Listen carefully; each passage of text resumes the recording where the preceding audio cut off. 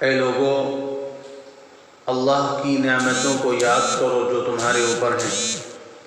کیا اللہ کے علاوہ کوئی اور خالق ہے جو تم کو روزی دیتا ہو آسمانوں سے اور زمین سے؟ اس کے سوا کوئی معبود نہیں ہے، لہذا تم کہاں بھٹکے جا رہے ہو؟ پچھلی آیات میں بھی اللہ تبارک و تعالیٰ نے اپنی قدرت کو بیان فرمایا تھا، فرشتوں کے نازل ہونے کو، اور اس کے بعد اللہ تعالیٰ کی رحمتوں کے نازل ہونے کو بیان فرمایا تھا، اور یہ بھی فرمایا تھا کہ یہ ساری چیزیں، سارے خزانے، دنیا اور آخرت کے ہر قسم کے خزانے وہ صرف اللہ کے قبضے میں ہیں۔ وہ جس کے لیے چاہتا ہے کھول دیتا ہے، جس کے لیے چاہتا ہے روک لیتا ہے، اور وہ زبردست حکمت والا ہے، یعنی زبردست ہے، کوئی اس سے زبردستی لے نہیں سکتا ہے، وہ اپنی مرضی سے دیتا ہے، اور حکمت والا ہے، یعنی حکمت کے مطابق عطا کرتا ہے، جتنا چاہتا ہے اتنا ہی دیتا ہے۔ اس لیے اللہ تعالیٰ فرماتے ہیں کہ اے لوگو، اللہ تعالیٰ نے جو تمہارے اوپر نعمتیں فرمائی ہیں ان کو یاد کرو۔ اور نعمتیں کتنی ہیں کہ اتنی زیادہ نعمتیں ہیں کہ انسان سوچ ہی نہیں سکتا، شمار بھی نہیں کر سکتا۔ ان تعدوا نعمت اللہ لا تحصوها، اللہ تعالیٰ کہتے ہیں اگر اللہ کی نعمتوں کو شمار کرنا چاہو تو نہیں کر سکتے۔ لمحہ لمحہ پر، ایک ایک سیکنڈ پہ یہ سب اللہ کی نعمتیں ہیں، اللہ تعالیٰ دے رہے ہیں اور انسان ان چیزوں سے فائدہ اٹھا رہا ہے۔ جس وقت اللہ تعالیٰ کسی بھی ایک نعمت میں کمی کر دیتے ہیں، انسان تڑپ جاتا ہے، بے چین ہو جاتا ہے۔ اگر بدن میں دیکھ لیجئے، ایک رگ کا اگر کہیں فرق آ گیا، اگر ایک باریک سی رگ بھی کہیں دب گئی تو انسان کی نیندیں حرام ہو جاتی ہیں، انسان بے چین ہو جاتا ہے۔ اس وقت احساس ہوتا ہے کہ اللہ کی یہ نعمتیں کتنی قیمتی ہیں، اور ان نعمتوں پر ہم اللہ کا کتنا شکر ادا کریں۔ بہت سارے لوگوں کو ہم نے دیکھا ہے کہ جن کے کبھی پیر میں تکلیف ہے، کسی کے سر میں تکلیف ہے، کسی کی ریڑھ کی ہڈی میں، کہیں پیٹھ میں جو ہے رگ کھنچ جاتی ہے، کسی کی گردن میں، اگر دماغ میں کچھ مسئلہ ہو گیا تو انسان کا دماغ ہی فیل ہو جاتا ہے، انسان جو ہے پاگلوں کے جیسا ہو جاتا ہے۔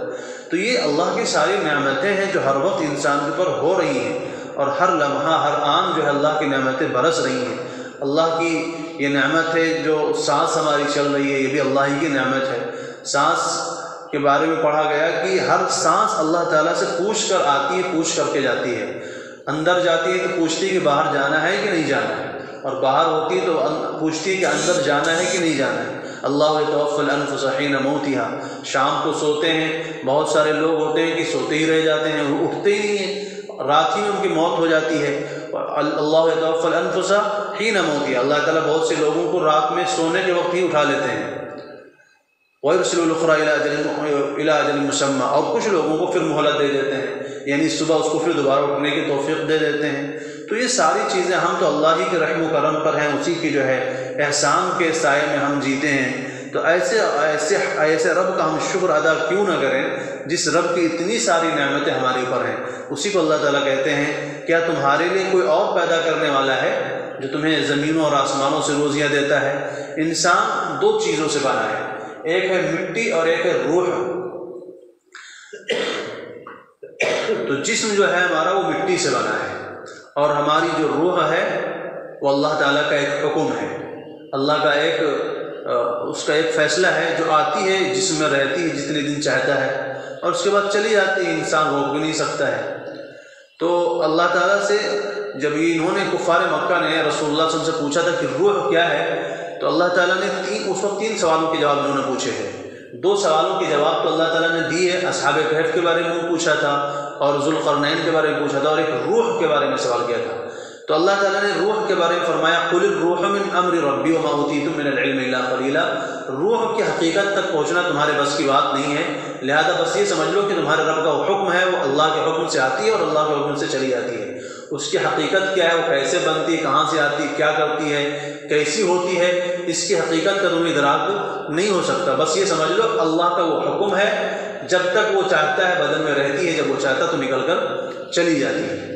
تو ایک ہے ہمارا جسم جو مٹی سے بنا ہے، اس لیے جسم کی جتنی ضروریات ہیں سب مٹی سے نکلتی ہیں۔ ہمارے پہننے کا لباس وہ بھی مٹی سے نکلتا ہے، ہمارے کھانے کا کھانا ہے اور پھل ہیں، جو بھی قسم کی چیزیں ہم استعمال کرتے ہیں کھانے میں سب مٹی سے نکلتی ہیں، ہمارے برتن بھی مٹی سے نکلتے ہیں، ہم جن چیزوں سے گھر بناتے ہیں وہ بھی مٹی سے نکلتے ہیں، ہم جن چیزوں سے گاڑیاں بناتے ہیں وہ بھی مٹی سے نکلتے ہیں۔ غرض یہ ہے کہ انسان کی دوائیں، غذائیں، لباس، مکان، جتنی بھی ضروریات کی چیزیں ہیں، ہر چیز جو ہے اللہ تعالیٰ نے مٹی میں پیدا فرمائی ہے۔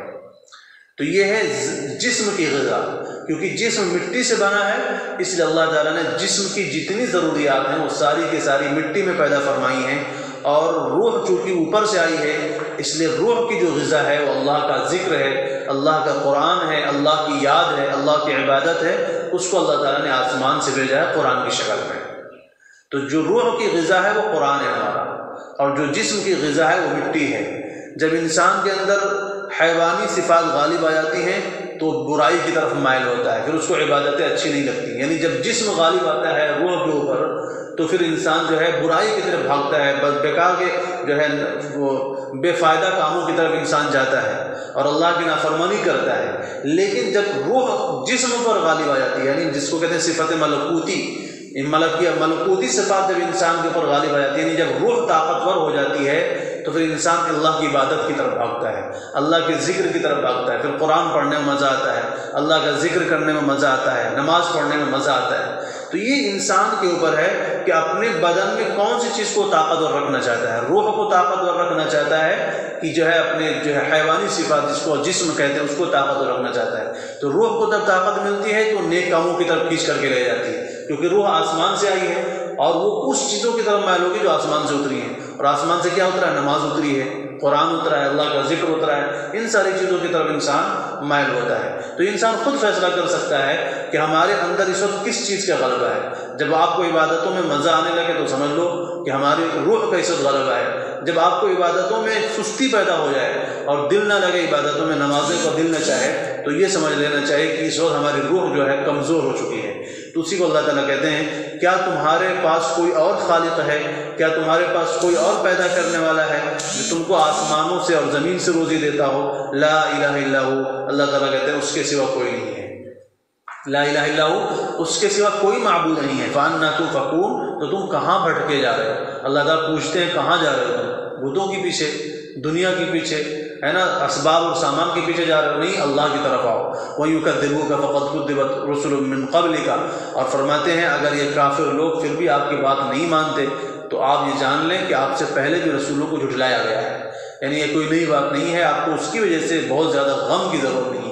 فَلَعَلَّكَ بَاخِعٌ نَفْسَكَ عَلَىٰ أَلَّا يَكُونُوا مُؤْمِنِينَ، کہ آپ ان کے پیچھے اپنے آپ کو گنوا دیں گے، اپنے آپ کو ضائع کر دیں گے، اپنے آپ کو ہلاک کر لیں گے کہ یہ لوگ ایمان کیوں نہیں لا رہے ہیں۔ تو آپ یہ جان لیجیے کہ آپ پہلے رسول نہیں ہیں جن کو جھٹلایا جا رہا ہے، آپ سے پہلے بھی رسولوں کو ستایا گیا، مارا پیٹا گیا، گالیاں دی گئیں، ہر طرح کے ساتھ ان کے ساتھ جو ہے ظلم و ستم کیے گئے، لیکن انہوں نے اپنی جو ہے مشن سے کبھی وہ پیچھے نہیں ہٹے، اللہ کی دعوت سے کبھی پیچھے نہیں ہٹے۔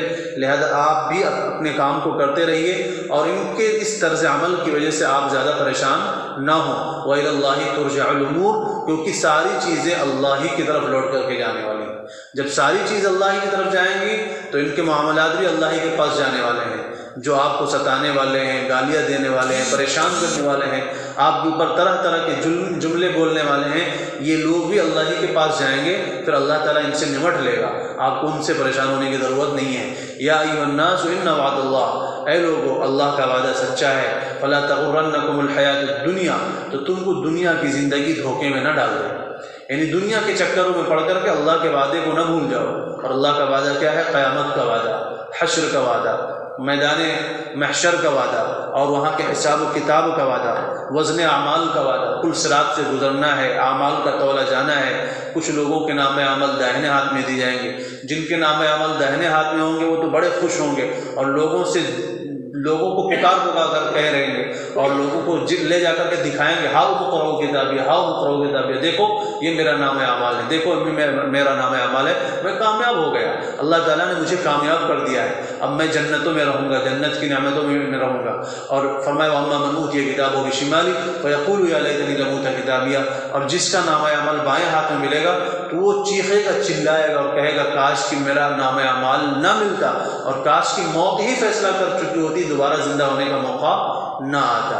فرماتے ہیں ایسے لوگوں کے نام اعمال جو ہے یہ ہاتھ جو ہے یہ پیٹ کے اندر سے چیر کر کے، بدن کے اندر سے چیر کر کے پیچھے نکالے جائیں گے ہاتھ، اور پھر ایسے نام اعمال کو پکڑایا جائے گا تاکہ پتہ چلے گا یہ دنیا میں برائیاں کیا کرتا تھا، گناہوں والی زندگی بسر کرتا تھا، اللہ کی نافرمانی کیا کرتا تھا، تو اسی کو اللہ تعالیٰ کہتے ہیں اتنے بڑے وعدے کو بھول کر کے یہ دنیا کی چمک دمک اور دنیا کے اسباب میں پھنس کر کے اور دنیا کی ترقی کو حاصل کرنے کے لیے تم اللہ کو بھول نہ جاؤ۔ ان الشیطان یا ایھا الناس ان وعد اللہ حق، اے لوگوں بے شک اللہ کا وعدہ سچا ہے، لہذا تم کو دنیا کی زندگی دھوکے میں نہ ڈالے، ولا یغرنکم باللہ الغرور، اور تم کو دھوکے باز دھوکے میں نہ ڈالے۔ دھوکے باز سے مراد شیطان ہے، سب سے بڑا دھوکے باز وہی ہے جو انسان کو اس کی برائیاں سجا کر کے دکھاتا ہے، سنوار کر کے دکھاتا ہے کہ دیکھ تیرا ہی کام سب سے اچھا ہے، تیرا ہی طریقہ سب سے اچھا ہے، تو جس راستے سے پہ جا رہا ہے وہی راستہ سب سے اچھا ہے۔ اب آج کے زمانے میں دیکھو، جس کو کہتے ہیں ترقی والا زمانہ ہے، جو ہے انسان بہت زیادہ آگے بڑھ رہا ہے، جو ہے سائنس میں، ٹیکنالوجی میں، اور ایک سے ایک چیزیں جو ہے ایجاد میں لا رہا ہے، لیکن اس انسان کی عقل میں اتنی سی بات نہیں آ رہی ہے کہ جو میں ہاتھوں سے پتھر اور مورتیاں بناتا ہوں، یا یہ جو جانور ہیں وہ جو چاہے وہ گائے ہوں، بندر ہوں، یا ندی نالے ہیں، یہ ہمارا کیا کام بنائیں گے؟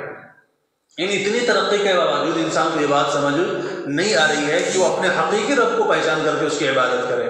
کیوں؟ شیطان نے دھوکہ میں ڈالا ہوا ہے۔ شیطان نے کیا کہا کہ جس چیز کی پوجا میں تو لگا ہے یہی بہتر ہے۔